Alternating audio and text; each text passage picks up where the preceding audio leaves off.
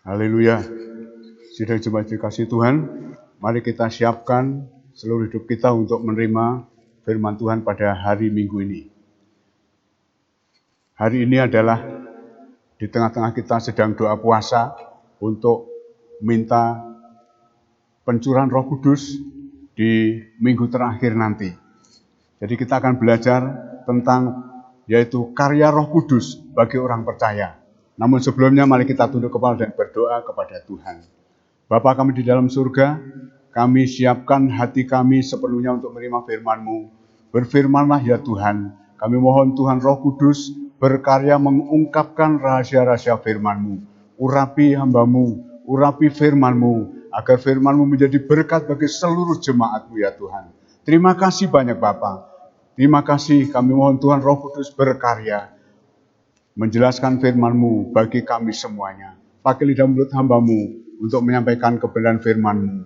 Terima kasih Bapa, dalam nama Tuhan Yesus Kristus kami sambut firman Tuhan. Haleluya, amin.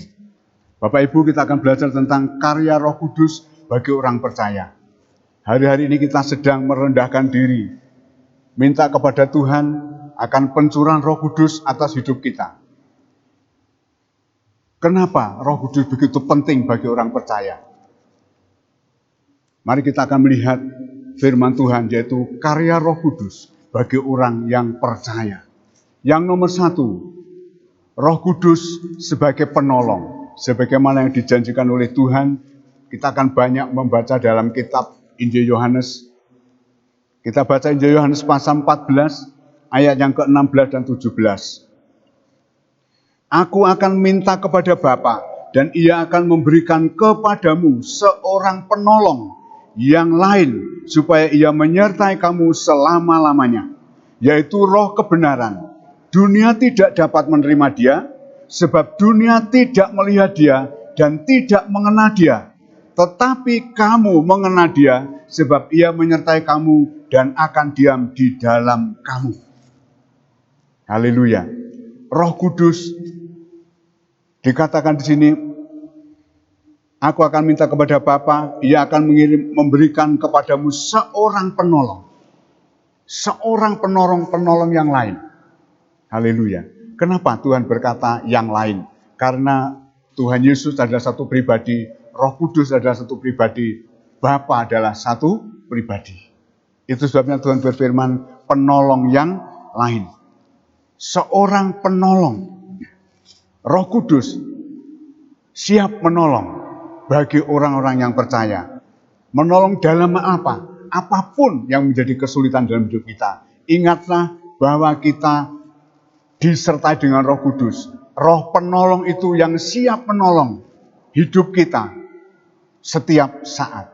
Itu sebabnya jangan abaikan Roh Kudus. Roh Kudus itu ada dalam diri kita. Dan Roh Kudus selalu siap menolong. Sebab itu apapun yang kita hadapi, berdoa kepada Tuhan. Katakan kepada Roh Kudus yang selalu siap menolong kita, yang ada dalam diri kita. Dia siap menolong. Jika kita menghadapi masalah, Dia akan memberikan pertolongan, memberikan hikmat akal budi, memberikan jalan keluar. Mungkin kita sedang buntu menghadapi masalah, tetapi Roh penolong itu siap menolong kita. Kenapa Roh Kudus tidak menolong kita? Karena kita mengabaikan Roh Kudus yang sesungguhnya ada dalam diri kita. Yang setiap saat kita harus berkomunikasi dengan Dia. Yang setiap waktu kita harus berkomunikasi, utarakanlah segala masalah yang kita hadapi. Maka Roh Kudus akan siap menolong kita. Itulah Roh Kudus yang ada dalam diri kita. Dia siap menolong. Kenapa kita butuh pertolongan? Kenapa kita butuh penolong? Karena manusia adalah manusia yang lemah. Manusia yang tidak mampu menghadapi masalah. Manusia yang sudah kalah dengan masalah. Tetapi Roh penolong, Roh yang maha besar itu ada dalam diri kita dan siap menolong apapun masalah kita. Bagaimanapun besarnya masalah yang kita hadapi, tetap lebih besar penolong yang ada dalam diri kita, yaitu Roh Kudus. Betapa pentingnya Roh Kudus itu dalam diri orang-orang yang percaya kepada Dia. Haleluya. Bahkan dikatakan, supaya Ia menyertai kamu selama-lamanya. Haleluya. Roh penolong itu menyertai kita, tidak pernah meninggalkan kita. Yang sering meninggalkan kita ini loh yang sering meninggalkan Roh Kudus. Kalau menghadapi masalah, kita bingung, gelisah, lari ke sana kemari, tetapi sebenarnya ada dalam diri kita. Yang ada dalam diri kita adalah Roh yang Maha Besar, yang siap menolong, yang melebihi segala masalah yang kita hadapi. Dia Maha Besar. Dia selalu menolong dan dia ada dalam diri kita, menyertai kita selama-lamanya. Bukankah kita orang yang luar biasa? Jika Roh Tuhan ada dalam diri kita, Tuhan akan menolong kita semua. Dan Roh Tuhan, penolong itu menyertai kita selama-lamanya. Haleluya. Yang nomor 2. Roh Kudus berkarya dalam diri manusia, yaitu Roh Kudus mengajar dan mengingatkan. Roh Kudus mengajar dan mengingatkan. Mengajar itu dalam bahasa Jawanya mulang, memberi pengertian. Dikala kita menghadapi sesuatu yang buntu, Roh Kudus akan berkarya, memberi pengertian, memberi pengajaran, caranya menghadapi bagaimana. Dalam ayat yang ke-26, Yohanes pasal 14 ayat 26 dikatakan di sana. Tetapi penghibur, yaitu Roh Kudus yang akan diutus oleh Bapa dalam namaku, dialah yang akan mengajarkan segala sesuatu kepadamu dan akan mengingatkan kamu akan semua yang telah kukatakan kepadamu. Itulah Roh Kudus. Tuhan berjanji, Tuhan berfirman di sini, dialah yang akan mengajarkan segala sesuatu kepadamu. Mengajarkan segala sesuatu. Haleluya. Perkara yang sulit bagi kita, perkara yang sebenarnya kita tidak mampu, tetapi jika kita disertai Roh Kudus, maka Roh Kudus akan mengajar kita.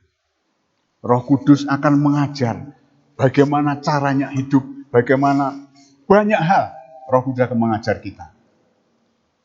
Haleluya. Lalu dan mengingatkan kita, dikatakan di sini, mengingatkan kamu akan semua yang telah kukatakan kepadamu. Akan mengingatkan kita akan semua yang dikatakan oleh Tuhan yang pernah kita dengar, yang terpendam dalam alam bawah sadar kita. Sebab selama ini kita menerima firman Tuhan tiap minggu dan lain sebagainya. Pengajaran firman Tuhan sangat banyak sekali, sangat luar biasa. Tetapi dikala kita memerlukan itu, maka Roh Kudus sanggup mengingatkan kembali, menyegarkan firman itu kembali di dalam hati dan pikiran kita. Mungkin kita menghadapi orang-orang yang belum percaya Tuhan, lalu bertanya macam-macam kepada kita, tetapi kita punya penolong. Roh Kudus yang akan mengingatkan kita.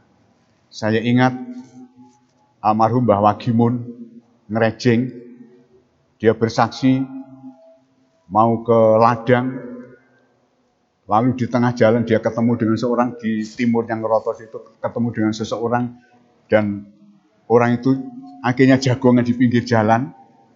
Mbah Wagimun menyampaikan firman Tuhan, lalu ada orang yang datang lagi nimbrung di situ, ada lagi nimbrung di situ. Katanya sampai ada 15 orang yang mendengarkan Mbah Wagimun berkhotbah. Haleluya. Mengabarkan firman Tuhan kepada mereka. Dan waktu itu ada seorang yang bertobat, orang Ngeroto. Pak Padi apa siapa itu? Waktu itu bertobat. Itulah Tuhan. Lalu dia bersaksi, kula niku ora ngerti, kok iso ngomong niku pripun niku, kula niku bingung. Dia bingung sendiri. Karena apa? Yang berkata-kata Roh Kudus, yang mengingatkan firman yang pernah didengar itu adalah Roh Kudus. Maka dia bingung, kok iso ngomong itu dari mana? Itulah Tuhan kita. Roh Kudus adalah Roh penolong. Dia mengajar, dia yang mengingatkan apa yang telah kita pelajari. Itu diingatkan oleh Roh Kudus ketika kita menghadapi pertanyaan-pertanyaan dari orang lain seperti itu. Makanya Tuhan Yesus berfirman, kita tidak usah menyiapkan jawaban. tetapi Roh Kudus yang ada dalam diri kita yang akan menjawab semuanya, mengingatkan firman Tuhan yang telah kita pelajari sehingga kita bisa memberi jawaban yang tepat seperti apa yang ditanyakan orang itu. Haleluya. Jadi nomor 2,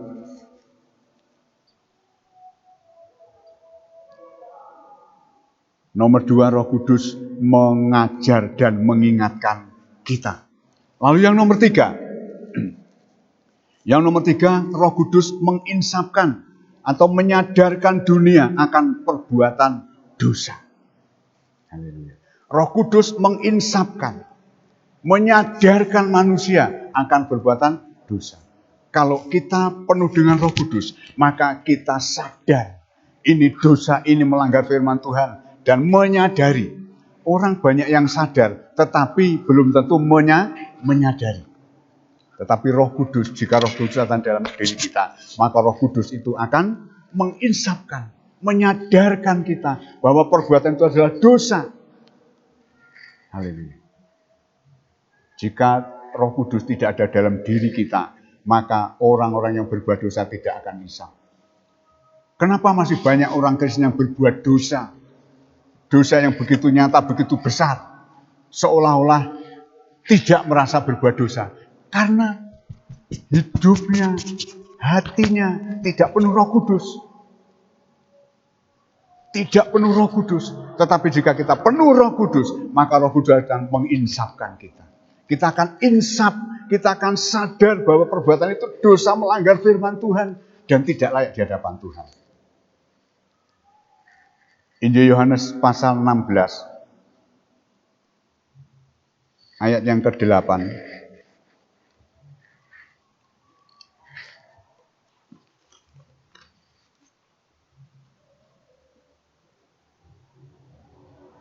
Dan kalau Ia datang, Ia akan menginsafkan dunia akan dosa, kebenaran, dan penghakiman. Haleluya. Kalau Ia datang, maka Roh Kudus akan berkarya dalam hati manusia, akan menginsafkan manusia tentang dosa, tentang kebenaran, tentang penghakiman di hari akhir nanti. Kalau orang tidak punya Roh Kudus, mungkin kita sudah merasakan dipenuhi Roh Kudus, tapi mari kita tanggap, kita peka dengan pimpinan Roh Kudus. Haleluya. Sebab Roh Kudus itu selalu berkarya dalam diri kita.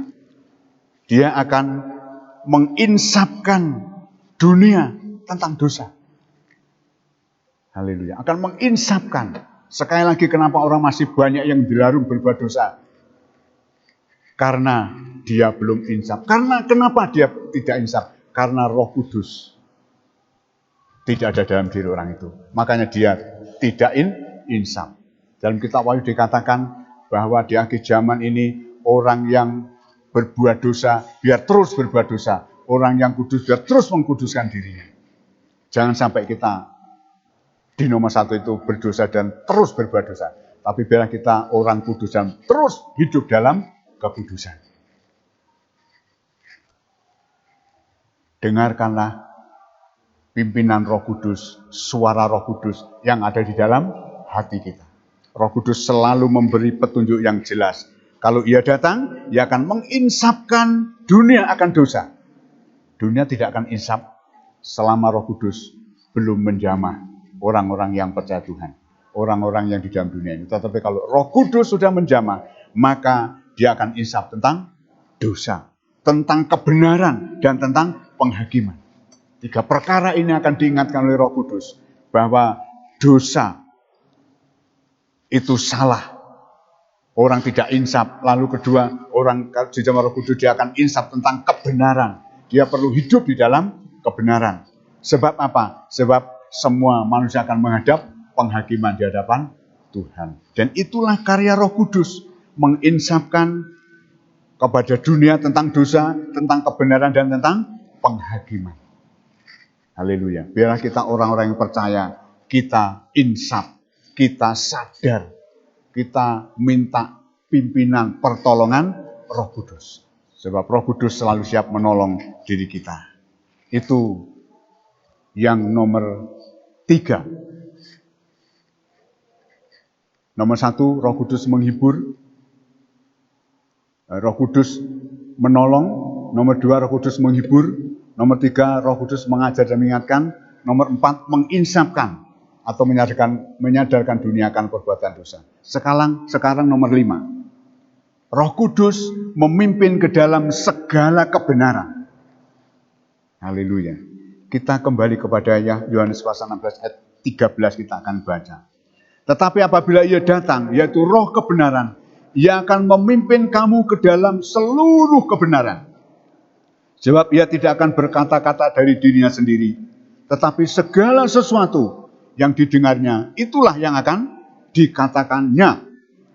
Dan ia akan memberitakan kepadamu hal-hal yang akan datang. Haleluya. Roh Kudus akan memimpin kita. Haleluya. Kita berdoa supaya di hari Pentakosta kita dibaptis. Kita ditenggelamkan dalam hadirat Tuhan. Mari kita sungguh-sungguh di hadapan Tuhan. Di sini dikatakan, apabila ia datang, yaitu Roh kebenaran, ia akan memimpin kamu ke dalam segala kebenaran. Memimpin. Marilah kita menurut pimpinan Roh Kudus. Sebab dia selalu memimpin kita. Supaya kita dalam pimpinan Roh Kudus.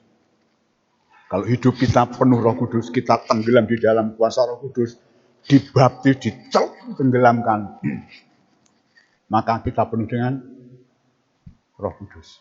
Kembali lagi kepada ayat ini. Roh kebenaran akan memimpin kamu ke dalam seluruh kebenaran. Bukan sebagian, tetapi seluruh kebenaran. Kita akan dipimpin, hidup kita akan dibawa masuk ke dalam seluruh kebenaran. Sehingga kita betul-betul menjadi orang yang benar di dalam pemandangan Tuhan. Akan memimpin kepada segala kebenaran, sebab ia tidak akan berkata-kata dari dirinya sendiri, tetapi segala sesuatu yang didengarnya, itulah yang akan dikatakannya, dan ia akan memberitakan kepadamu hal-hal yang akan datang. Haleluya. Bahkan dia akan memberitakan kepada kita hal-hal yang akan datang. Haleluya. Itu sebabnya marilah kita betul-betul hidup di dalam pimpinan Roh Kudus. Satu lagi, Roh Kudus akan memberikan kuasa. Roh Kudus akan memberikan kuasa, memberikan kasekten bahasa Jawanya. Sehingga kita menjadi orang yang sakti. Haleluya. Dalam Kisah Rasul pasal 1, ayat yang ke-8. Kita baca saja, tetapi kamu akan menerima kuasa kalau Roh Kudus turun ke atas kamu, dan kamu akan menjadi saksiku di Yerusalem dan di seluruh Yudea dan Samaria dan sampai ke ujung bumi. Kamu akan menerima kuasa. Bahasa Jawanya kasekten, sakti. Sakti itu di kapak-kapak ora tedas. Haleluya, sakti. Mungkin kita ditembak dengan suara-suara yang sumbang dari luar, kata-kata yang menusuk, tetapi kalau kita sakti, hati kita tetap damai. Ora tatu bahasa Jawane gitu. Itu sakti ning kasukman. Kalau tubuh kita ditembak tetap tatu. Tetapi kalau hati pikiran kita sakti, maka apapun orang katakan kepada kita, hati kita tidak akan terluka. Kita tetap kuat. Sebab kita diberi kasekten oleh Tuhan kita, Yesus Kristus. Haleluya. Jadi pada sore hari ini, Tuhan membukakan rahasia firman-Nya. Jika kita penuh Roh Kudus, maka Roh Kudus adalah siap menolong kita. Roh penolong. 1 penolong, 2 penghibur, 3 mengajar dan mengingatkan kita, menginsapkan dan menyadarkan dunia akan dosa. Roh Kudus memimpin ke dalam segala kebenaran, dan nomor 6, memberi kuasa kepada orang-orang yang percaya kepada Tuhan Yesus Kristus. Itulah firman Tuhan pada hari ini. Sebab roh yang ada dalam diri kita itu lebih besar daripada roh yang ada di dalam dunia. Dia siap menolong kita semua anak-anak Tuhan. Karya Roh Kudus bagi orang-orang yang percaya. Tuhan memberkati kita sore hari ini. Kiranya renungan ini menjadi berkat dan mari kita mengucap syukur kepada Tuhan. Bapa di surga, firman-Mu telah hamba sampaikan. Kami mohon Tuhan Roh Kudus yang akan memberi penjelasan kepada seluruh jemaat Tuhan. Sehingga semuanya boleh mengerti dengan tepat. Bahkan lebih lagi ya Tuhan, lebih terperinci lagi ya Bapa. Agar firman-Mu betul-betul dimengerti dan mendewasakan rohani seluruh sidang jemaat-Mu. Hamba-Mu berhenti berkata-kata, tetapi kami mohon meteraikan firman-Mu dalam setiap pribadi kami. Terima kasih Bapa, memberkati seluruh jemaat-Mu, ibadah di kelompok masing-masing, Tuhan memberkati, Tuhan menjaga, memelihara, melindungi, dan Tuhan senantiasa menolong seluruh sidang jemaat-Mu. Tuhan terima kasih, berkati jemaat-Mu dengan berkat yang sempurna, baik berkat materi ke atas usaha jemaat-Mu, bahkan berkat rohani yang terpenting Bapa, Kau limpahkan dalam kehidupan rumah tangga dari jemaat-Mu semuanya. Bentengi tiap-tiap keluarga rumah tangga dari jemaat-Mu. Bentengi apapun yang dipunyai jemaat-Mu, agar si jahat tidak akan berani mendekatinya ya Bapa. Terima kasih, dalam nama Tuhan Yesus kami berdoa dan mengucap syukur. Saudara dikasihi Tuhan, terimalah berkat, rahmat, damai sejahtera, sukacita, kekuatan iman, kedewasaan rohani, berkat rezeki melimpah, diberkatilah pertanianmu, diberkatilah peternakan-peternakanmu, diberkatilah dagang-dagangmu, karyawan kantor, karyawan toko, pembantu rumah tangga, pegawai negeri swasta, semua Bapa membukakan tingkap langit, mencurahkan berkat, sampai berkelimpahan dan nama Tuhan dipermuliakan. Terima kasih Bapa, dalam nama Bapa, Putra, Roh Kudus, kami berdoa dan mengucap syukur. Haleluya, semua yang percaya katakan bersama-sama, amin. Tuhan memberkati kita. Haleluya.